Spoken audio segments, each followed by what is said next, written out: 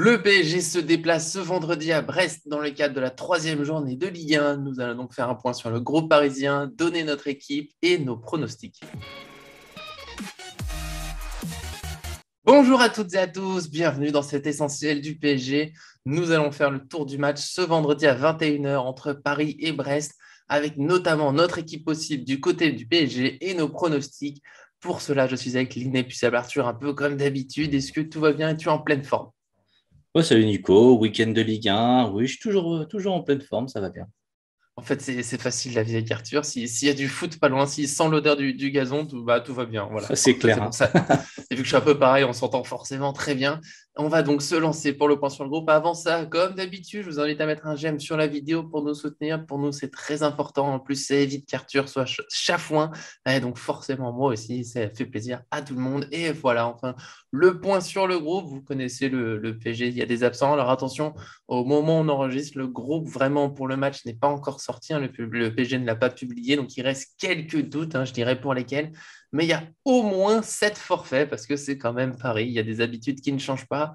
Le PSG écrit sur son site que le Sergio Ramos et Colin Dagba continuent leur reprise progressive de l'entraînement et qui devraient reprendre la compétition après l'entraînement international, donc à la mi-septembre environ.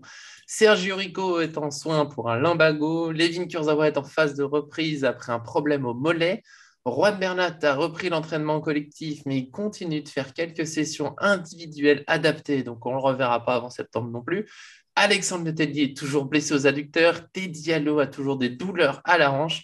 Et en plus de cela, dans la presse, il était indiqué que Messi, Neymar et Leandro Paredes ne devraient pas être prêts pour jouer ce match, même si là, comme je l'ai dit, il n'y a pas une certitude absolue, mais c'est la tendance. En revanche, enfin, normalement, quelques retours, ça devrait faire du bien. C'est Verratti, Di Maria, Donnarumma et Marquinhos qui devraient être dans le groupe. Et avec tout ça, je laisse Arthur présenter son équipe. Bah, écoute, avec toutes ces incertitudes du PSG, classique, hein, de toute façon, je ne sais pas si on arrivera à faire une bonne composition d'équipe cette année, mais on espère, on Mais croise les si, doigts. mais si. Mais du coup, je me suis orienté sur le fameux 4-2-3-1 de Mauricio Pochettino, avec Keylor Navas dans la cage, évidemment. J'aurais pu mettre Donnarumma, mais pourquoi? En sachant que je Ouais. suis persuadé que c'est Navas qui va commencer la saison. Donnarumma sera là en doublure, Rico en plus n'est pas disponible. Donc voilà, intégration dans le groupe petit à petit. Je pense qu'il va y être Donnarumma, il n'y a pas de raison. Donc défenseur droit, Hakimi, parce que pour l'instant, de toute façon, on Ouais. n'a personne d'autre. Défenseur gauche, ben, Abdou Diallo, hein, pas de Kurzawa, pas de Bernat et toujours pas de recrue. Allo en plus est aussi blessé, donc là encore, C'est vrai. pas trop de doutes. En défense centrale, alors, on a cité le potentiel retour de Marquinhos, mais je vais laisser Kerrer, déjà pour deux raisons. Marquinhos revient, il n'y a pas non plus un besoin urgent de le réintégrer tout de suite. Peut-être lui donner du temps de jeu dans le Bah, match, hein, même si on sait que c'est rare de sortir un défenseur central, pourquoi pas, hein, je veux dire, il revient, le faire revenir doucement. Et puis surtout, deuxième raison, c'est que Thilo Kerrer a fait deux plutôt bons matchs contre hmm. Troyes et contre Strasbourg. Donc, bon, écoute, s'il devait rester doublure la saison prochaine du PSG, c'est bien qu'il continue un petit peu à prendre confiance et ça serait vraiment encore lui briser sa confiance que de remettre Marquinhos tout de suite alors que bon, ça fait que 2 semaines qu'ils sont revenus vraiment à l'entraînement.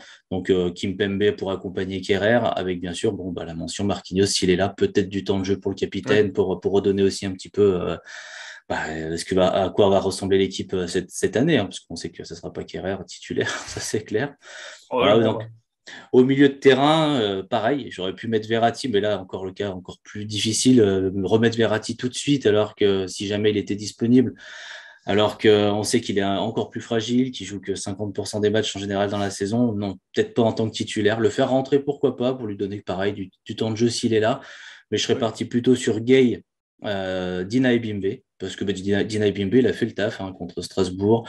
J'aime bien sa mentalité, puis bon, tu sais bien, on milite pour que les jeunes soient là aussi un petit peu dans cette équipe du PSG. Il a parfaitement le profil, je le Change. trouve un peu plus batailleur que Danilo, en tout cas un peu plus complet, plus polyvalent, donc ça me va bien. Avec Gay qui revient, parce que bah, Gay, je pense qu'il ne va pas partir. Ça va être le joueur un peu. On ne saura jamais vraiment quand il va être titulaire, mais je pense qu'il va l'être dans certains matchs où il y aura un peu de tension au milieu de terrain, où il y C'est aura possible. besoin d'un gros batailleur, donc c'est possible qu'il soit là. Wijnaldum, il faut lui donner des bases, il faut continuer. Donc je l'ai mis dans le 4-2-3-1 en 10. mais on sait qu'il est capable de redescendre. Ils ont beaucoup alterné avec Dina Bimbe, notamment contre Strasbourg. Donc, il est positionné plus haut, mais il sera capable de descendre, de remonter. Mais en tout cas, moi, je veux le revoir et je veux qu'il enchaîne pour être en pleine clairement. forme. Et voilà, les côtés, pareil que Di Maria, pareil que Verratti pour Di Maria. Le faire jouer titulaire tout de suite, bah, c'est envoyer quel message à Draxler? Je sais pas. Donc, j'ai laissé Draxler à droite, même si t'es comme moi, on sait que Draxler à droite, C'est pas. c'est pas génial. Même si on a vu que on va dire dans la position moyenne contre Strasbourg, Draxler n'est pas du tout à Mais droite. jamais vraiment à droite. Ouais. Il est toujours un peu dans l'axe, mais du coup, ça crée des embouteillages aussi. Donc, à Pochettino de travailler ça. Mais je mets Draxler à droite, Mbappé à gauche. Et puis, bah, double buteur, 3 et contre Strasbourg d'Icardi. Donc voilà, il faut continuer avec Icardi. Il n'y a pas Neymar, il n'y a pas Messi encore. Enfin, il n'y aura peut-être pas Neymar et Messi. Donc pour moi, voilà, c'est cette équipe classique un peu qui ressemble un peu à celle de Strasbourg qui va être alignée. Je crois qu'il n'y a que Gay du coup qui intègre Ah ouais, l'équipe. j'ai noté que tu sors mon Herrera, mon petit chouchou dans l'état d'esprit de ça. C'est vrai que je l'aime beaucoup. Après, c'est vrai qu'il faut peut-être tourner un peu. Gay, maintenant qu'il est prêt, j'ai oublié de le dire, c'est vrai, il est dans les retours, mais ça fait tellement longtemps qu'il est de retour à l'entraînement collectif pour le Covid que je n'ai pas pensé à le dire. Je le vois bien titulaire aussi, c'est l'un des joueurs, et on sait qu'il peut être très bon, on sait qu'il peut apporter beaucoup de courses, tout ça. Après, est-ce qu'il va être titulaire tout de suite? Est-ce que Herrera sort? Mais c'est vrai que je l'aime bien. Il n'a pas forcément été brillant dans le dernier match, mais je trouve que c'est le joueur où on sait qu'au moins, il ne va pas complètement passer à côté, il ne va pas arrêter de jouer avec l'équipe. Donc j'aime toujours qu'il soit titulaire, mais c'est vrai que si on veut faire un peu de place aux jeunes, bah, il faut bien sortir des joueurs à un moment. Après, est-ce que Dynamite sera en effet titulaire? Parce que Wijnaldum peut-être jouera un petit peu plus bas, sinon pour mettre Draxler en 10, justement. C'est à droite, alors il y a deux petites options. Il y a Di Maria, bon là je reste sur toi. Comme toi, je pense que c'est les compos les plus difficiles à faire dans ce début de saison. Est-ce que les joueurs sont prêts pour être titulaires ou pas? Non, on ne sait pas. Ils sont là au moment où on enregistre, on ne sait même pas s'ils sont vraiment dans le groupe. Est-ce qu'ils sont prêts pour être titulaires? Il n'y a que le staff qui sait. C'est évidemment que s'ils sont prêts pour être titulaires, Di Maria, Verratti, Marquinhos, c'est avec plaisir. On va partir de la prudence, mais il y a l'autre option. J'ai bien aimé son entrée contre Strasbourg.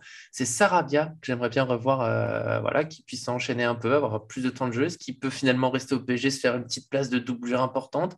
Et est-ce qu'il faut au moins réussir à bien le vendre? Donc, il joue, mais en tout cas, j'ai bien aimé son entrée. Je trouve qu'il essaie de créer des choses. Il est toujours très combatif.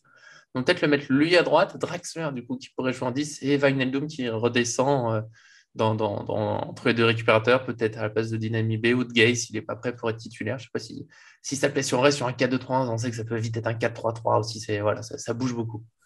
Non, ça me plaît. Non, ça me plaît bien. Hein. C'est le même problème pour moi. Et on l'a déjà dit l'année dernière de Sarabia sur le côté et de Draxler sur les côtés. En fait, on n'a pas à part Di Maria et du coup Messi. Donc maintenant, on va avoir quand même deux joueurs qui sont capables de Ça jouer va. sur le côté, de laisser de la place à Hakimi, rentrer, mais qui ont vraiment cette faculté quand même de partir du côté pour rentrer. Et du coup, c'est normal, ils sont gauchers.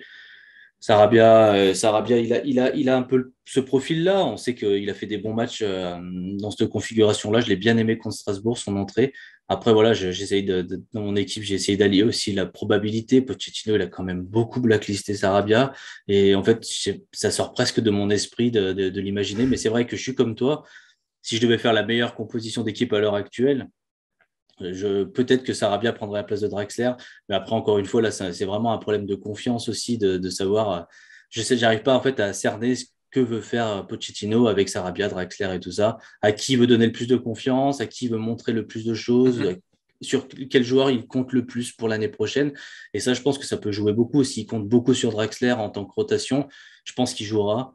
Mais effectivement, Sarabia, à hauteur d'une pas terrible saison l'année dernière, C'est vrai. s'il reste et qu'il fait une bonne saison, Sarabia, j'adore son profil. C'est un joueur différent qui peut venir jouer en 9,5, qui peut beaucoup aider l'équipe aussi et qui est super intéressant. Très bon passeur, très bon buteur. Voilà, c'est un joueur qui a quand même des statistiques, quoi. Donc Sarabia, ouais, Et c'est qui a un fait un bon profil euro, hein. et qui a fait un très très bon euro, exactement. Donc pour moi, c'est un profil qui me plaît bien.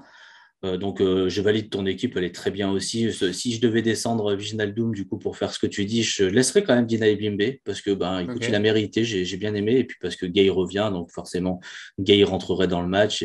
Et pourquoi j'ai enlevé Herrera? Parce que, ben, j'adore Herrera, mais Herrera, c'est souvent un match sur trois très bon, avec des passes, avec vraiment un volume de jeu intéressant, et puis, deux matchs sur trois où c'est des passes un peu trop courtes, il se montre moins. J'ai l'impression qu'il n'arrive pas à être aussi constant que certains.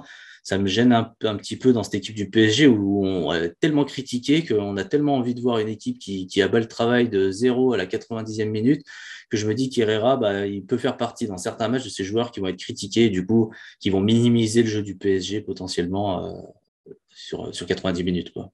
Ouais, toujours compliqué. C'est vrai qu'il y a des matchs où il est un peu plus discret. J'aime au moins il fait toujours les efforts, mais c'est vrai que des fois il ose un peu moins. C'est dommage parce qu'il a une vraie qualité technique. Quand il ose des choses, on voit qu'il sait faire des très belles passes. Il a même une belle frappe. Mais bon, voilà. Après, pour la compo, je pense qu'on ne peut pas avoir plus de certitude. On a présenté les options qu'on trouve les plus probables. Vous aussi, dans les commentaires, hein, dites votre équipe si vous aimez nos options, si vous aimez pas du tout. Tant qu'on peut discuter calmement, nous, ça nous fait plaisir. On est prêt à toutes les options. Il y a peut-être un 4-4-2 ou autre. Il y a beaucoup de possibilités. J'ai noté simplement que dans la presse, ils ont plutôt mis Marquinhos et Di Maria dès le début. Alors, peut-être qu'ils sont en effet peut-être titulaires. On s'en plaindrait pas très clairement. Et on va passer maintenant à nos pronostics. Comme d'habitude, c'est Arthur qui commence. Eh ben, écoute, je reprends confiance, nouvelle saison, il faut repartir sur des Ça bonnes y est. bases. L'année dernière, on a dit beaucoup de scores. Moi, j'y crois cette année, je suis vraiment confiant. C'est fini, Soyons fous. on ne se plante plus. L'équipe est en train de se regagner en physique et est en train de monter en puissance, mine de rien. C'est petit à petit, parce qu'on sait que Paris va être prêt beaucoup plus tard, mais quand même, les joueurs reviennent, il y a de la confiance, on sent que le groupe vit bien, on voit des sourires à l'entraînement, il se passe beaucoup de Mhm. choses. Brest, c'est une équipe qui a fait 2 matchs nuls, on la connaît depuis des années, qui bataille, mais qui est une équipe sympathique, mais qui ne peut pas pouvoir rivaliser avec ce PSG-là que j'ai trouvé quand même assez intéressant contre Strasbourg. Donc pour moi, ils en ont mis 4 contre Strasbourg, ils en ont pris 2, mais parce que c'était au parc, et je ne sais pas ce qu'ils ont au parc ces derniers temps, donc ils en ont pris 2. Mais je ne vois pas le PSG prendre 2 buts à chaque match, donc je vais dire 4 pour Paris et 0 pour Brest, donc 0-4. Ah oui, ah quand même. Ah là, ah, d'accord. On retrouve Arthur. Il va me trouver pessimiste du coup. Ça y est, c'est pas souvent. On a mis autant de buts, mais j'ai mis une balance un petit peu différente. J'ai mis 1-3 parce que, bah, quand même, on a cette. Alors peut-être que ça va changer enfin, mais cette petite fragilité défensive depuis un moment. Il y a toujours, on va dire, 10-15 minutes dans le match au moins où on passe un peu à côté, on se déconcentre, les jambes sont lourdes. Je sais pas exactement l'explication, mais il y a toujours un petit moment de folie où l'adversaire a des occasions, on a quelques loupés, on a mine de rien, je suis obligé de le dire, petit doute autour de Kimpembe. Voilà, il a déjà fait des erreurs sur les 2 premiers matchs. Est-ce qu'il va se reprendre complètement parce qu'il en est capable? Est-ce qu'il va rester un peu dans cette tendance avec des petites erreurs? Mais à ce niveau, ça va vite. Donc voilà, 1-3. Et parce que quand même si c'était des matchs nuls pour Brest, c'était contre Rennes et Lyon. Alors Lyon ne fait pas son meilleur début de saison, mais c'est quand même pas des petites équipes. Ils ont marqué un but à chaque fois. Alors peut-être encore un petit but, même si Navas est dans les buts et que je crois en lui. Si je peux me tromper, mais avec grand plaisir, un 4-0. Mais 1-3, alors c'est marrant, c'est un peu les mêmes raisons, mais juste avec un peu moins d'optimisme. Je pense que le PSG va être plutôt bien, mais j'ai toujours peur de. Voilà, ce petit moment. On a pris l'habitude sur beaucoup des derniers matchs en gros de la saison dernière d'avoir au moins voilà, ces 15 minutes où ça craque un peu. Mais après, bon, les pronostics, on sait que c'est difficile, surtout sans avoir l'équipe. Parce que sinon, si on dit que c'est Marquinhos et Di Maria déjà, bon, je veux bien aller vers le 4. S'ils ne sont pas là, j'ai des petits doutes. En tout cas, vous aussi, vous pouvez donner vos pronostics dans les commentaires, comme vous le sentez. On aime toujours l'optimisme, mais voilà, si vous le sentez pas, vous avez le droit aussi. Nous, on essaye, on est quand même souvent optimiste. Je me trouve pessimiste à 3, hein, c'est vous dire comme on est optimiste normalement. Et si vous voulez parier sur ce match, bien sûr, c'est en étant majeur et responsable.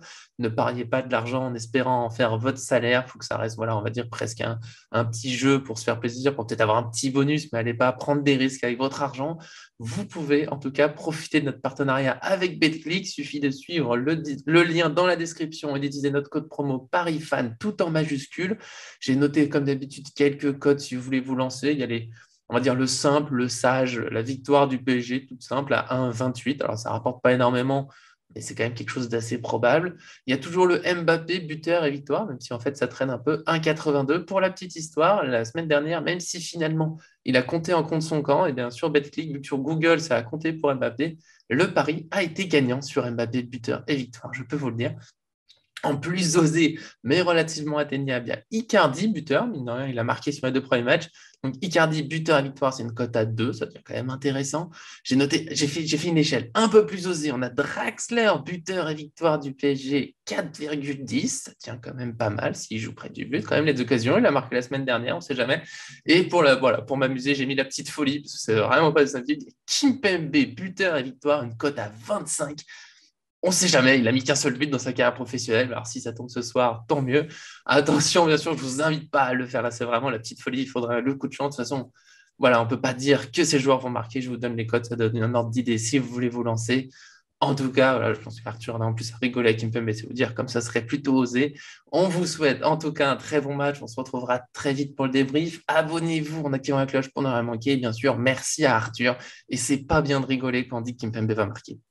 Non, bah après, je me moque pas du tout. C'est juste que, comme tu l'as dit, un but dans sa carrière, c'est clairement pas sa tasse de thé. D'où on avait déjà parlé de quand Ramos va arriver. Voilà, il y Je aura pense un écart que qui peut être vachement important. Non, mais après, voilà, c'est pareil. Hein, une cote à 25, bah écoute, hein, ça se tente aussi. Hein, il faut hein, ça jamais, hein. ça se fait. Mine de rien, si vous tentez j'ai oublié de le dire, pardon, le code promo, c'est avec 100 euros offerts sur votre premier pari perdu. Pardon, j'ai oublié de préciser ça, c'est très important. Pourtant, si vous tentez le 100 euros sur Kimpembe et que ça passe, eh ben, ça fait une très belle somme. Et puis sinon, vous aurez les 100 euros remboursés. Donc à la limite, pourquoi pas, c'est la folie, on sait jamais, sur un corner, ça peut le faire. Heureusement que j'y ai repensé. Eh oui, le code promo, il est là pour quelque chose.